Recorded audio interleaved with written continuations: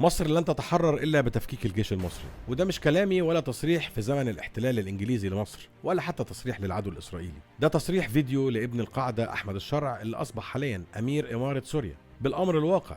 تعالوا نشوف الفيديو ده مع بعض ونرجع لكم تاني. يعني نحن كان توجيه تنظيم القاعدة لهذا الأمر قبل الدكتور أيمن هو دعم وتوجيه لهذه الثورات التي حدثت، ونحن نرى أن هذه الجيوش بنيت منذ مئات السنين، جيوش المنطقة، الجيش المصري والجيش اليمني والجيش السوري وما إلى ذلك. هذه صرفت عليها ملايين دولارات وبنيت بطريقة معدة ليس لحماية هذه الشعوب بل للسيطرة على هذه الشعوب في حال أنها ثارت. فلذلك هذه الشعوب لن تجد طريق الخلاص إلا أن تؤسس جيشا خاصا بها، وحتى وإن كان متواضعا وضعيفا يبدأ من لا شيء كما بدأنا نحن من لا شيء، ويبدأ يواجه هذه الجيوش للخلاص منها. انت عايز جبهة نصرة في كل دولة شكلك. يا فرحة ماما إسرائيل بيك يا ابني. اللي شفتوه في الفيديو ده أحمد الشرع، وأمريكا أصدرت له تعليمات بتشكيل حكومة حرب اللي في نفس الوقت أعلنت موافقتها على إرسال شحنة أسلحة كبيرة لمصر. إيه اللي بيحصل وإيه اللي بيدور في الكواليس؟ وهل المخطط الأمريكي الحالي هو أن يكون في مواجهة ما بين مصر وسوريا عسكرية؟ كلام كتير وحواديت أكتر وأسئلة كتير وإجابات أقل. فنجان البن التمام، ويلا نعرف الحدوتة سوا.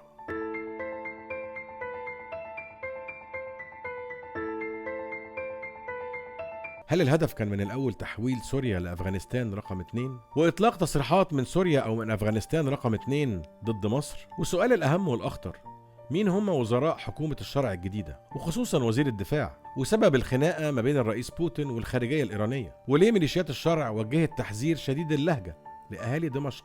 وإيه التعليمات الأمريكية اللي وصلت لأحمد الشرع عن طريق الست باربرا ليف مساعدة وزير الخارجية الأمريكي، اللي أول ما خلصت مقابلتها مع أحمد الشرع أمير جبهة النصرة ابتدى يصدر في قرارات وتصريحات فورا. الجولاني اللي هو لا منتخب ولا ليه منصب ولا أي شيء غير إنه أول واحد يدخل قصر بشار بعد لما مشي وساب البلد بأوامر ودعم أمريكي خالص عشان يبدأ في تنفيذ المطلوب. حكومة حرب في دمشق، تعيين أبناء القاعدة وقادة ميليشيا النصرة في مناصب وزارية رسمية. حسين الشيباني ضابط الاتصال بين القاعدة الأم وفرع سوريا النصرة من 2012 ل 2016 أصبح وزير للخارجية، اللي هو نفسه أبو عائشة من مؤسسي النصرة. وبعد كده حسام الشافعي المتحدث باسم جبهة فتح الشام، وبعدها تحول لزيد العطار رئيس إدارة الشؤون السياسية في هيئة تحرير الشام، وأصبح ده البراند الخاص بيه لما فتح محلات شاورما في إدلب. شايفين السياسة بتخش مع التجارة إزاي لتسهيل أي عمل عدائي أو أي عمل هجومي أو أي عمل إرهابي؟ كل الناس اللي سمعتوا أساميهم دي مفيش أي دليل بيقول إن هم سوريين الأصل، سوريين سيكيميكي أو فشنك زي ما تحب تقول.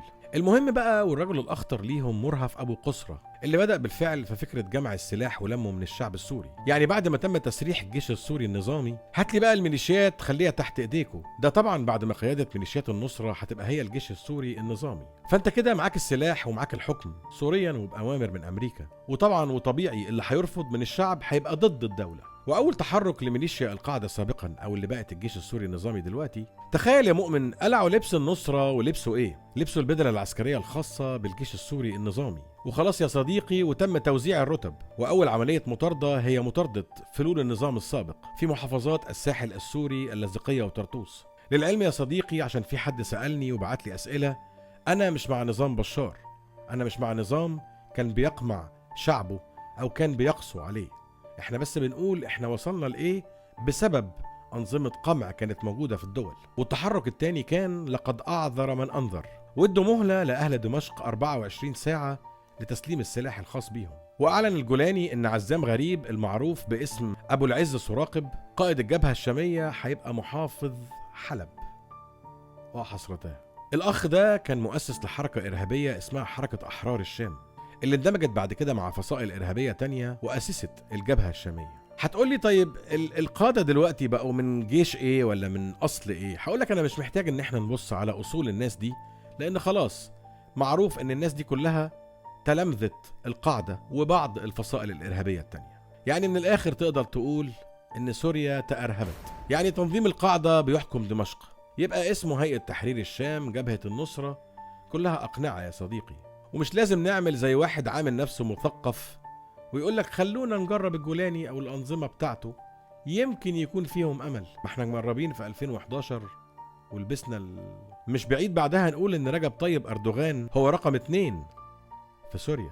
ولا نجم الدين أربكان الإرهابي هيبقى رقم 3. وخد بالك يا صديقي إن معظم الأسماء دي هتلاقيها إخوان أو داعش سابقا، وظيفتهم هي حاجة واحدة بس، كل لما تشك يقوموا يطرح أسئلة مليانة وأسئلة عميقة داخلها مصطلحات ثقافية، عشان أنت بشخصك تبتدي تهنج وتقول والله يعني ما هو معاهم حق، ويوصلك يا صديقي في الآخر إنك تقول ما ندي الإرهاب فرصة، ودي كارثة. يمكن القاعدة تبطل إرهاب، انتوا بتضحكوا على مين؟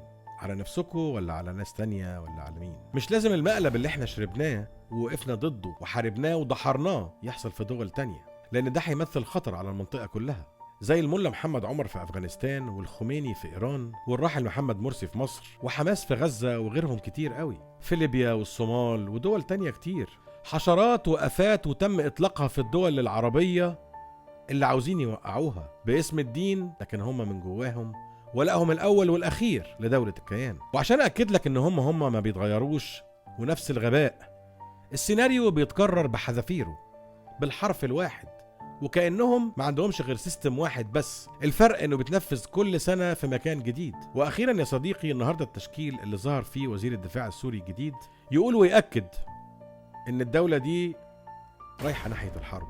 كنت معاكم رفيق عادل في أصل الحدوتة، واستنونا في حواديت جاية كتير، استنونا في الجزء الثاني هنكمله معاكم.